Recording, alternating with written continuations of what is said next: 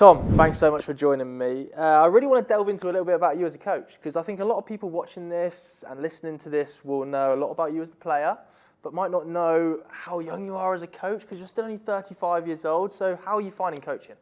Yeah, I've got a real passion for it, developing players as well as developing people, especially young people.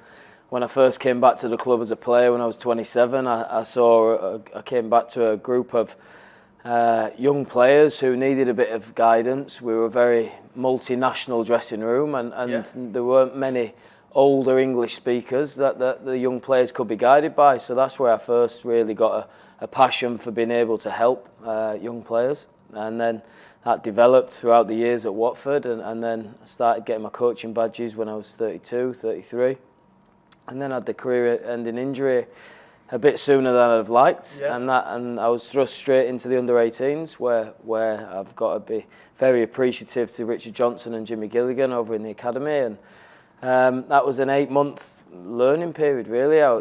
When you're a youth coach, you're the analyst, you're the on-field coach, you pick the team, you travel with the kit. It's a real grounding for any young coach, and I'd certainly recommend it from someone who finishes playing and wants to be a first-team coach. Then I think academy football is a good place to learn your trade. Yeah, I mean, you mentioned academy football and learning everything so quickly. Do you think that's helped you in where you are now in that head coach role, knowing everything, doing the analysis, doing the training so regularly? Yeah, absolutely. Without a doubt, it was.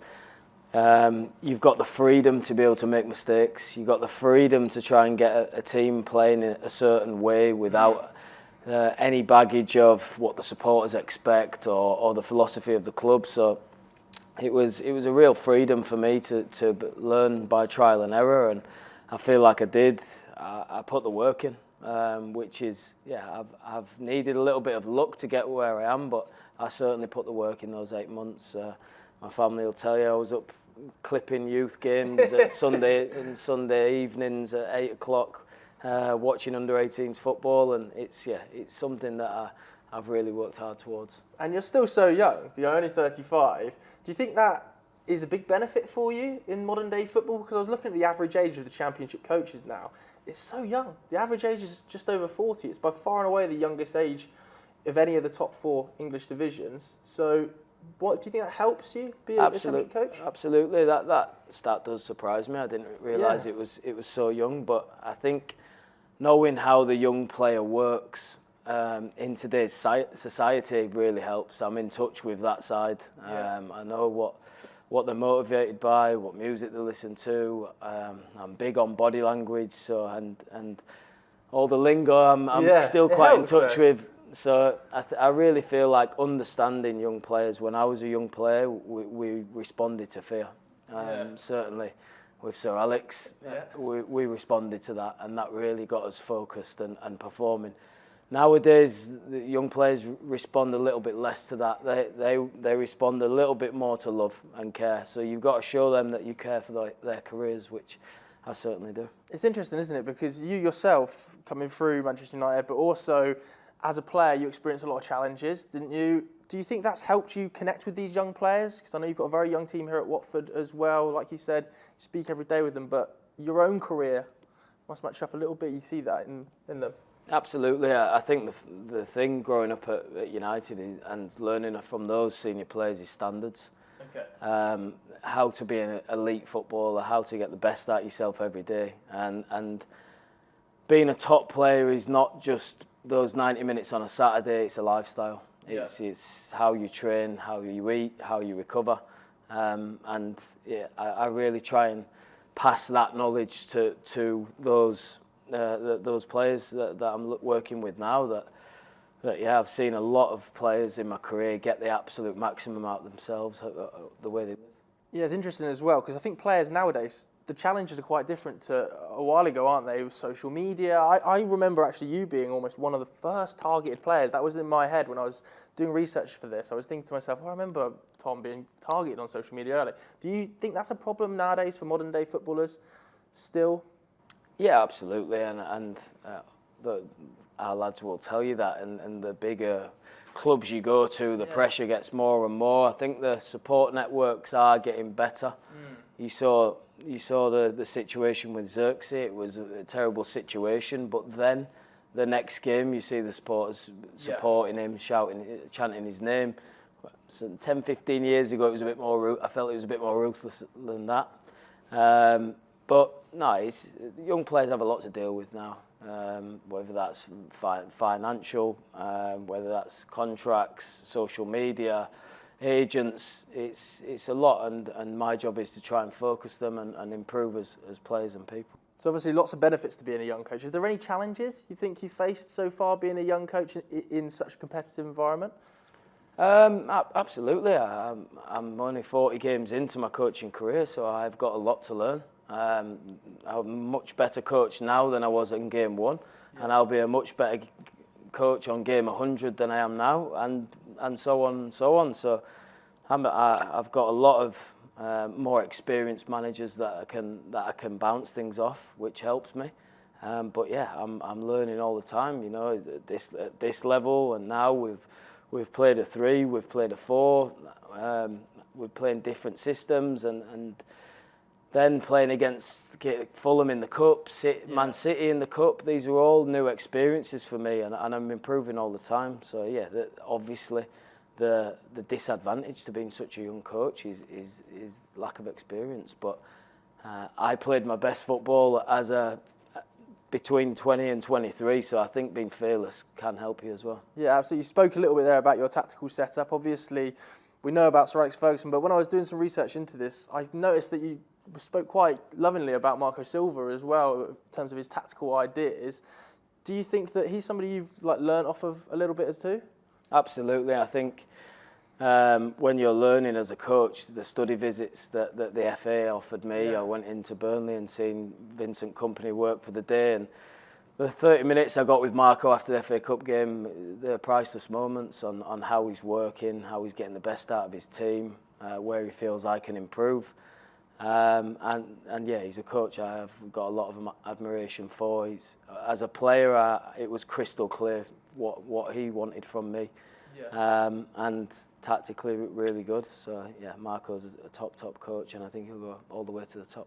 I know you were talking a little bit there about the FA coaching programme. Obviously, you did the sort of special one, didn't you? Was it the international player programme? Was that set up by Gareth Southgate as well, I think? How did you find that? Because people at home probably don't know anything about that sort of thing. Yeah, that was brilliant. You know, I feel like the criticism the B and A licence get is they're a little bit generic, and the international player to coach course set up by Gareth and Steve Guinan was fantastic. It was far from generic. It was real. We went into Red Bull Racing. We went into Burnley, mirrored Vincent Kompany for the day. We went into the BBC and had the media training. So all these different experiences. The study visit to Girona for 2 or 3 days was one I missed because I was in the first team job then by that point. But yeah, that was a real top course. We're surrounded by other ex-internationals that have got aspirations. Leighton Baines was on the course, who's now gone in with Moyes. And yeah, I thought it was a really, really good course that I was privileged to be on. So what did you do when you went to Red Bull? Was that like Red Bull Racing? Yeah, Red Bull Racing, yeah. Wow. So we went into there. The thing that really impressed me was our match days can be quite chaotic, and filtering out all the noise to get that real pure information that you need into the players. What they do on a race day to get all that data and knowledge and compress it so there's one clear voice into the driver's ear. I think communication lines was something I took from that day, which was really impressive. Love it. I think I was watching you do the press conference before, and I have to say, you looked really powerful up there. You're a very good communicator with the press early doors. How have you found that side of the game? Because I think it's not talked about, is it, from a manager's perspective, how important it is, doing this kind of interview, doing press conferences every day, all the time. Yeah, it's something I've always been quite comfortable with. I've got good help around the club with that sort of thing. I'm not too active on social media, so I don't need to worry about that now. But yeah, sitting in front of the press is something that doesn't make me anxious. But again, all new experiences. If you've had a tough refereeing decision, or if you've got a player that could be leaving the club, or incoming players, these are all things you've got to be quite careful about. So I bet you are grilled endlessly, aren't you, about transfers? It feels like transfers is like as important as the games now. Yeah, it is a big part of football, and it's a big part of why there's media coverage as well. So we have to understand as coaches, as managers, that we'll be grilled about that stuff. I have to say, I was listening to one of your interviews you did pre-season. I think it was with the BBC before this, and it was like fan questions. I think of the 50 questions that you were asked, 48 of them were about the transfer window, and I think that was probably your first transfer window, wasn't it, as a manager?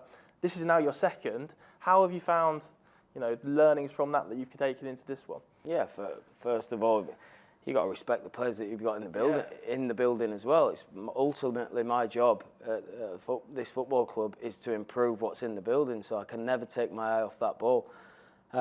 This one's obviously different because you're in the thick of a busy fixture schedule. Whereas in June, July, you can be much more involved and spending hours watching players. Whereas now I can't. I've got to completely focus on my team, picking up results. So I'm a little less involved in the January window, but it doesn't mean that I'm not as ambitious at improving the squad. Yeah, because I think it was interesting in that interview you were talking about how much work you yourself and your team and your coaches had done, like identifying players and identifying. Is that something that managers do? Because I, as somebody who works in media, and I think a lot of the watchers at home won't actually know how a transfer window works from a manager's perspective. So from your perspective, how does it work?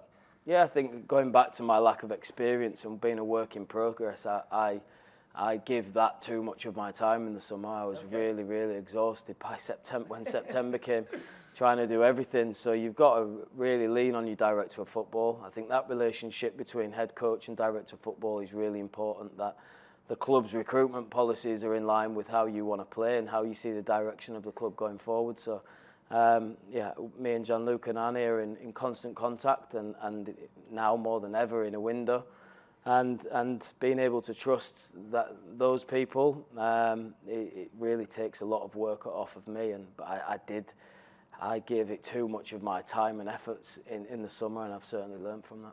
How do you switch off then? Because like you said, you're working these extensive hours, ridiculous hours. We did one of these with Wayne Rooney before this season actually, and he was talking about really struggling to switch off, and it's not an easy thing to do, just to forget about what's going on at the football club. So how do you do it?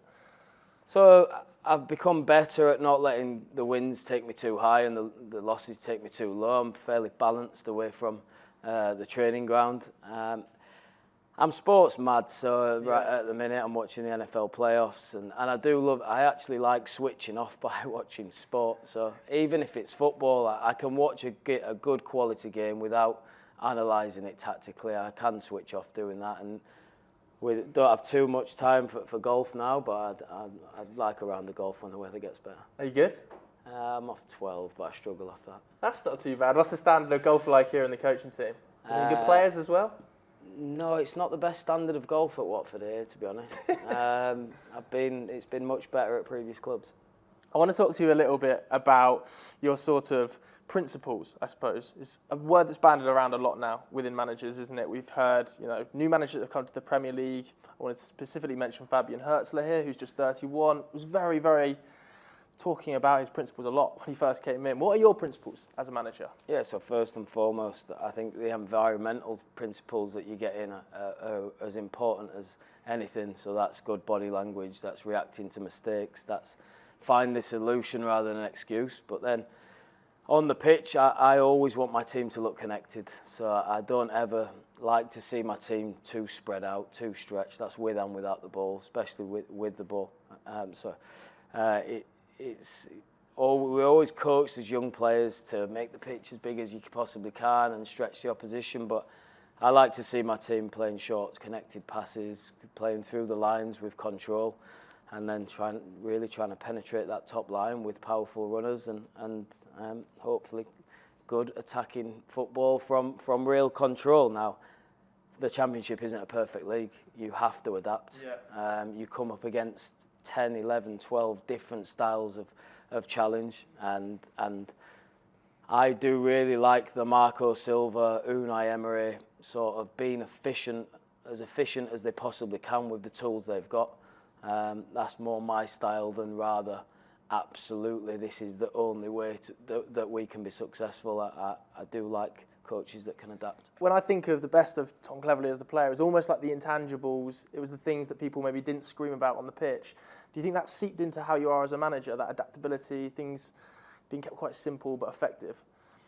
Yeah, I think unless you get the chance that someone's going to go, right, there's a 18 to 24 month project for you here. Head coaches and managers it's a very short-term results business.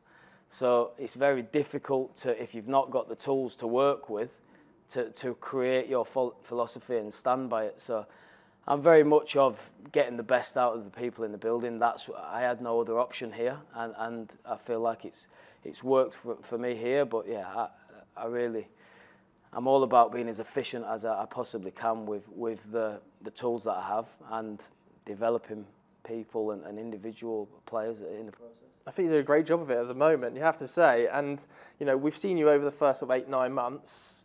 What does the next stage of Tom Cleverley as a coach look like now?